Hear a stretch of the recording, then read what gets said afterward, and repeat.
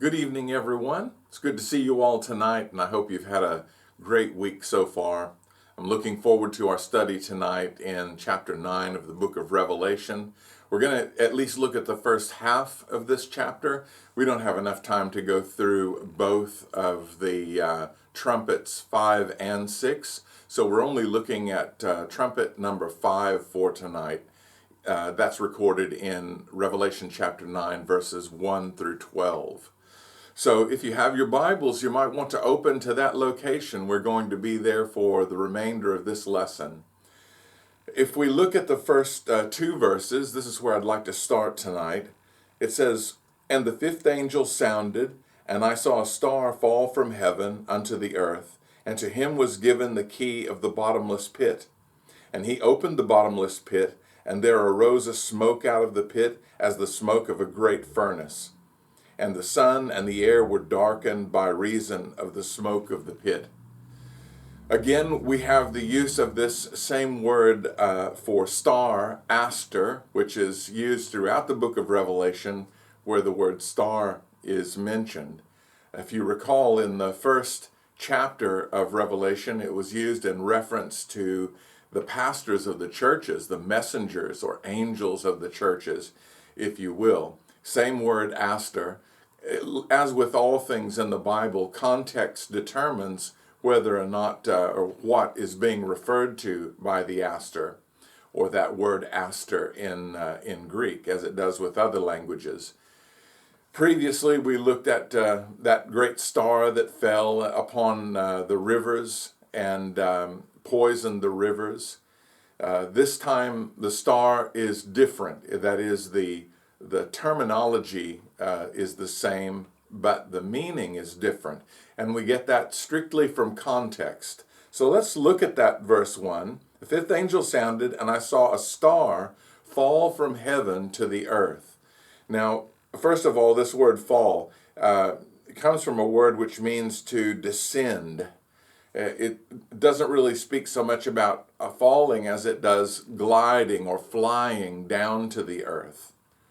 And this star is interesting, and this is why I say this isn't a body such as an asteroid. It's not a inanimate object, but it is a being, because we read in verse 2, or actually in verse 1, "And to him was given the key of the bottomless pit."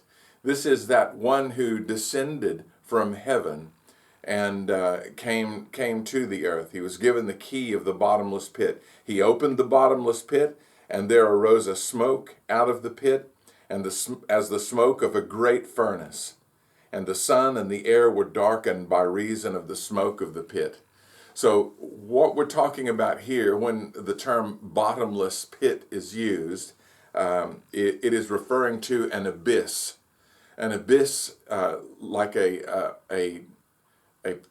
pit in the earth that has no bottom, right? There's no bottom to it in itself. It is a place of holding, if you will, almost like a prison house, as it were. And remember that this fifth trumpet is also designated as the first woe. And it is a woe because it brings great hurt and suffering to certain persons on the earth. So the Bible tells us that the sun was darkened, so was the air.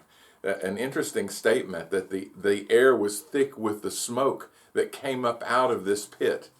So it's going to be something to be seen and an amazing sight, belching up out of the ground and darkening the sun and filling the air with its no doubt foul stench.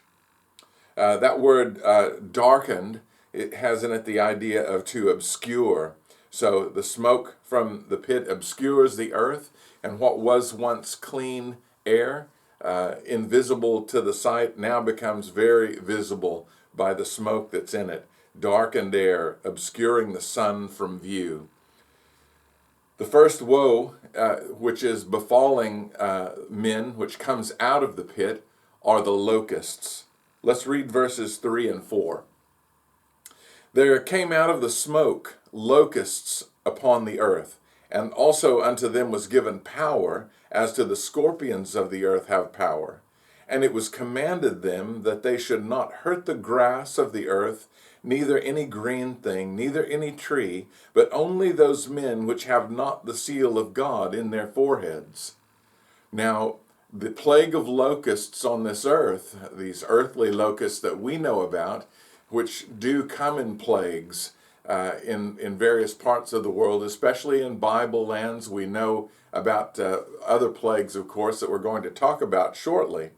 But these plagues are grievous, but only in that it is a bothersome thing when these locusts populate to such a degree that they become a danger to every green thing, every plant, every blade of grass, every leaf of a tree. There's nothing that's saved from the plague of locusts. They strip the land, they denude it of everything that is green and living. But these are not normal locusts. These are the locusts that come out of the abyss, that bottomless pit that was spoken of before, which previously was locked. But as part of this trumpet, as a judgment on the earth, a woe befalling the earth, these locusts are let loose from the pit when it is opened up, and they are released. They come with the smoke from the pit, and it is a plague of plague proportions, like the plague of locusts that we know. And there have been many who have tried to refer this to other events, sort of giving it a symbolical meaning and not a literal meaning. But everything that I read in this chapter sounds like a literal locust.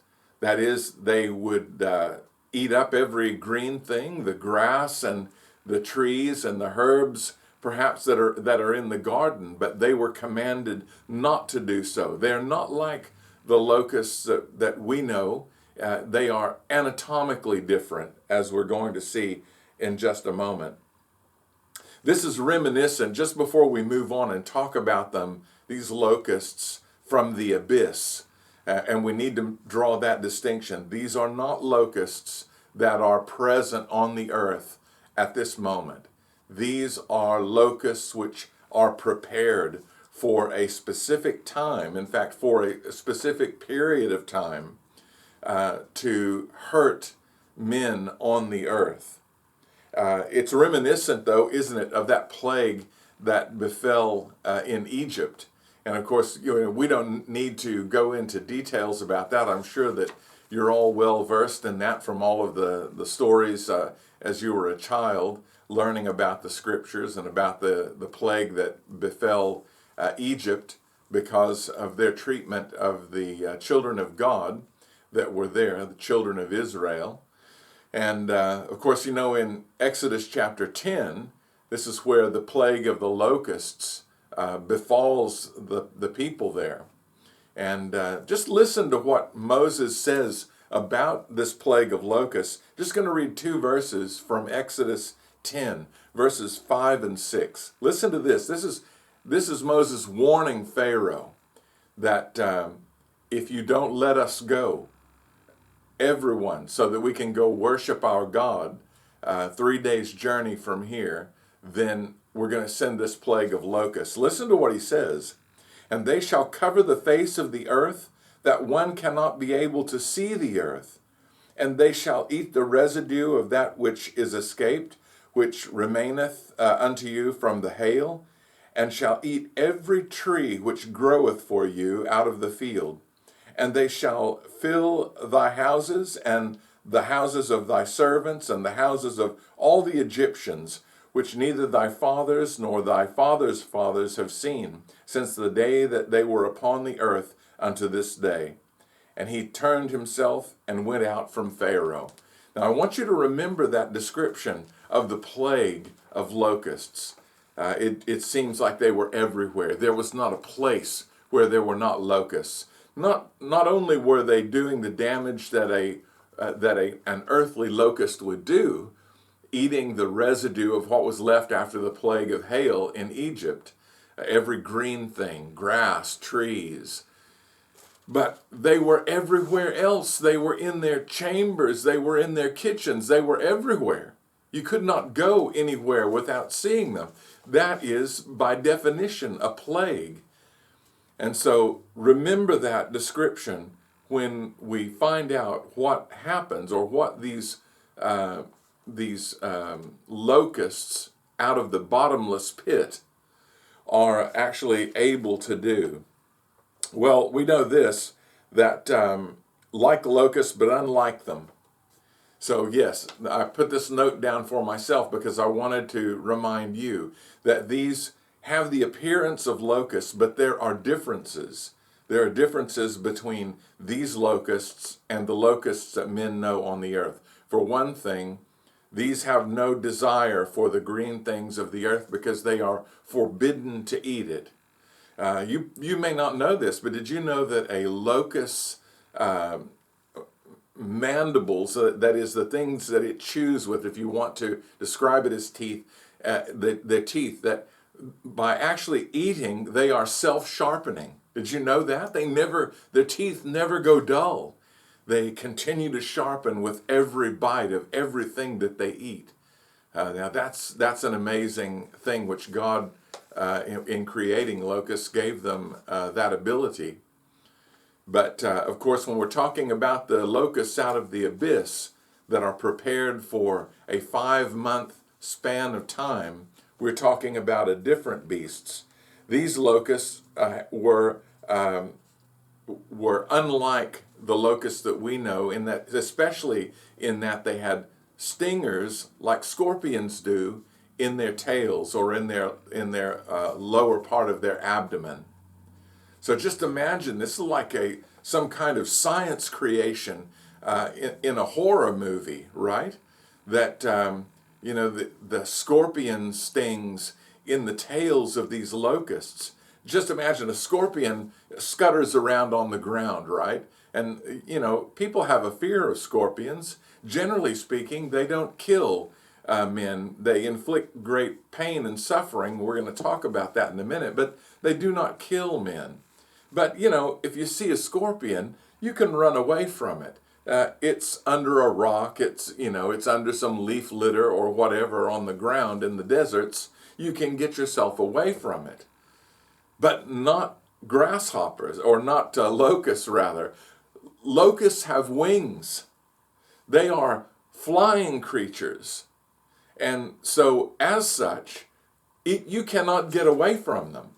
And remember, they are in plague proportions. So, no, they are not the locusts that are on this earth. They are a specific type or sort which are set for this 5-month period. Well, they were commanded not to hurt the green grass or any green growing thing or trees, but only those men, and listen to me closely here, only those men which do not have the seal of God in their foreheads.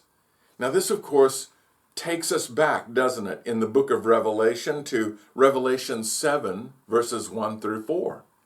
And here we read, "And after these things I saw 4 angels standing on the 4 corners of the earth, holding the 4 winds of the earth, that the wind should not blow on the earth, nor on the sea, nor on any tree.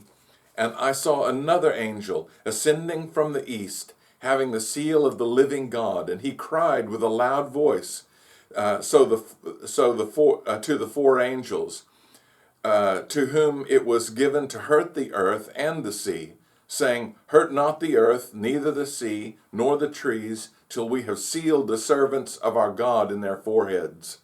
And I heard the number of them which were sealed, and there were sealed 144,000 of all the tribes of the children of Israel."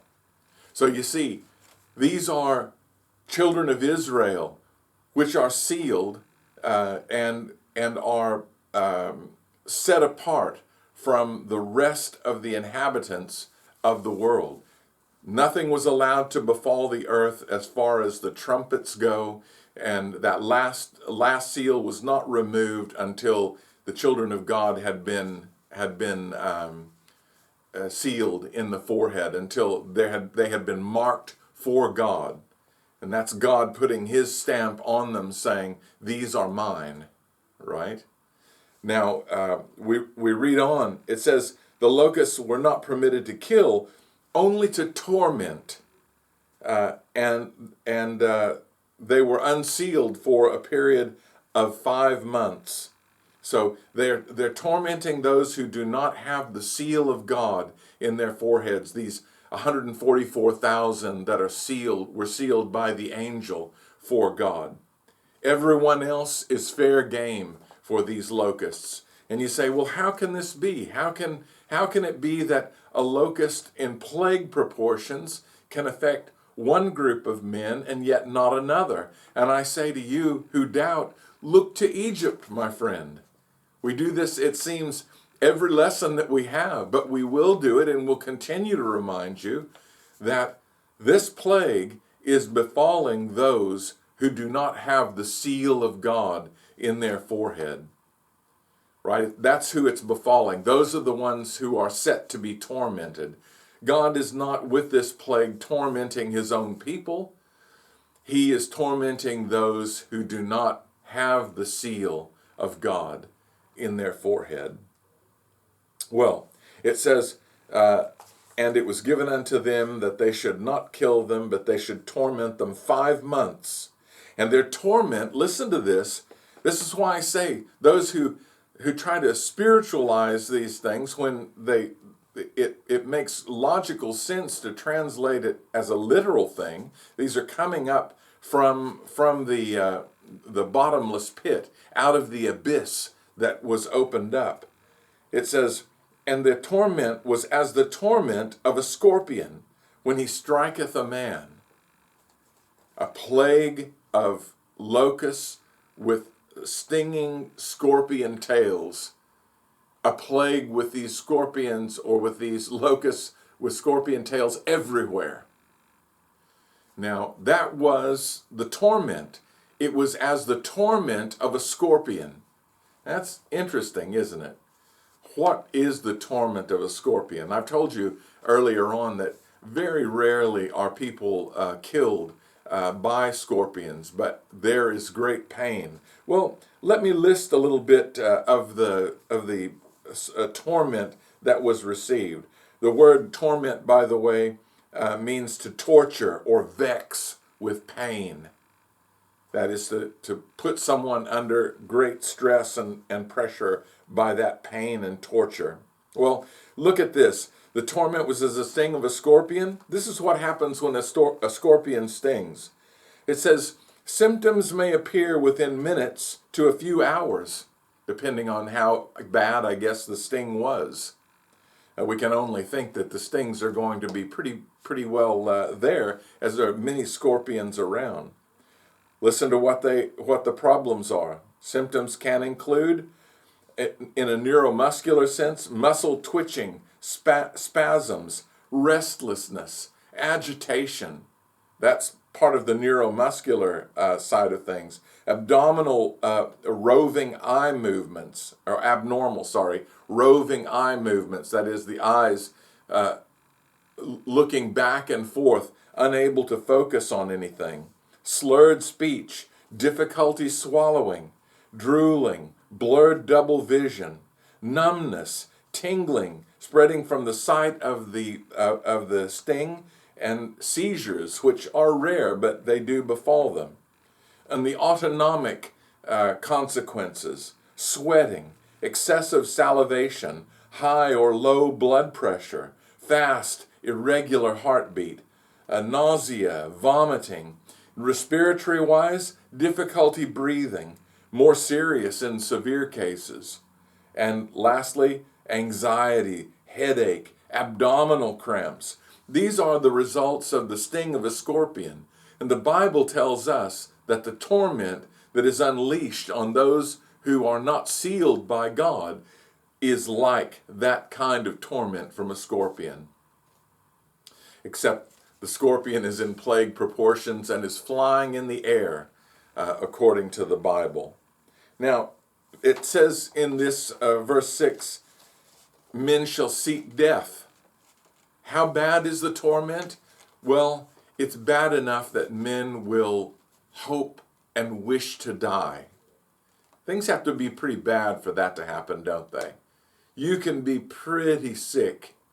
You can be pretty bad off and still have the glimmer of hope of life and fight on. We've seen it with many people who fought years-long battles against some very difficult conditions. But the torment is so bad and so frequent from this plague that men desire to die. They actually long for death. They feel in themselves that death, when it comes, will be a relief for them from the torments that they have. It says, and in those days shall men seek death, and shall not find it, and shall desire to die, and death shall flee from them. Like I said, there are not many people who are seeking after death, right? That's just not a normal activity for mankind. Even under trouble or stress, God has made man very resilient. And but in this day they will have the desire to die. They'll set their heart upon it. They'll hope that it happens. They will long for it. But the Bible says that death will flee from them. That is, run away. It will vanish. It feels like it's just around the corner and it's going to be a relief, but it never comes. Because they're not allowed to, these locusts with stings in the tails like scorpions are not allowed to kill, only to torment, and only for a certain period of time. The Bible says about these scorpions that they have a certain form. I told you that they are not the scorpions that we know on this earth, the various types and sorts on the various continents. These come up from the abyss. They are set aside for these 5 months. It says, and the shapes of the locusts were like unto horses prepared unto battle, and their heads were as it were crowns of gold, and their faces were as the faces of men, and they had hair as the hair of women, and their teeth were as the teeth of lions, and they had breastplates as it were breastplates of iron, and the sound of their wings was as the sound of chariots of many horses running to battle, and they had tails like unto scorpions, and there were stings in their tails, and their power was to hurt men 5 months. So let's look at these things in order. They were like horses prepared for battle. And this is talking about the locust. How did they appear? Oh, they were like horses prepared for battle. In other words, they were chomping at the bits. They were ready to do the work that they have been set out to do. Their work is single-minded, single, to torment those who do not have the mark of the living God in their foreheads. To torment them for a period of 5 months. On their heads, it says, it was as it were crowns of gold. It wasn't crowns of gold, but it was as it were crowns of gold. That is, they were successful, like if they were an army, it would be a conquering army. They are reaching their goals and the plans that they have. And that is to torment men for 5 months. They had hair as the hair of women. And many commentators mention that, this would refer to the submission, that they are like soldiers in an army, that they are submissive to their king, and they do have a king over them. Their teeth were like the teeth of lions, ferocious and can inflict damage. I mean, that's the idea. Although they're not eating the grass and the trees on the earth, their teeth, when they looked at their teeth, it was like a lion's teeth. And they do damage, not just with the teeth, but with the tail, with that sting. That's what is causing the damage. And they had, as it were, remember, as it were, breastplates of iron. And I think this shows a picture that this plague is one that cannot be stopped. There is no cure for the plague that we're going to stop it after a few days. We're going to find some way to gas or kill these things so that they're not able to fulfill their job. The idea of the breastplate is they are impervious. That, if you kill one, 10 more come in their place. This is the idea behind these these locusts with scorpion stings in their tails. And the sound of their wings, John said, stood out to him, and it reminded him of chariots running to battle. And of course, you can imagine the people upon whom this tormenting plague was coming, just hearing the scorpions on their way. What an ominous sound. What a horrifying sound. And lastly, he said, their tails like scorpions, to hurt the unsealed for 5 months. And based on what we see at the end of this section in verse 12, this is a 5-month woe. This is a 5-month duration that this happens, and then this plague is over. So it has a period of time, and it will run its course. But this is not the last plague.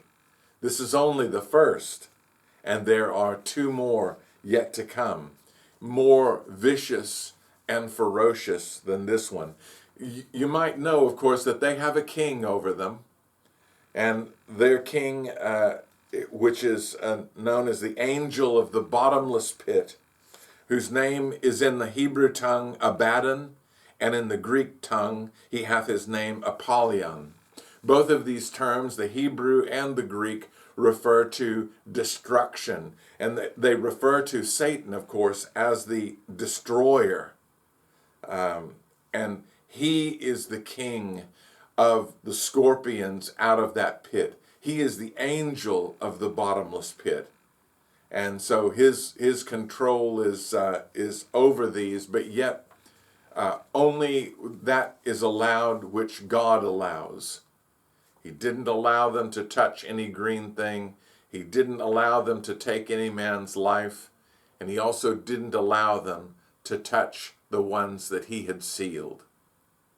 So you see, even in this, their king can only command them in certain things.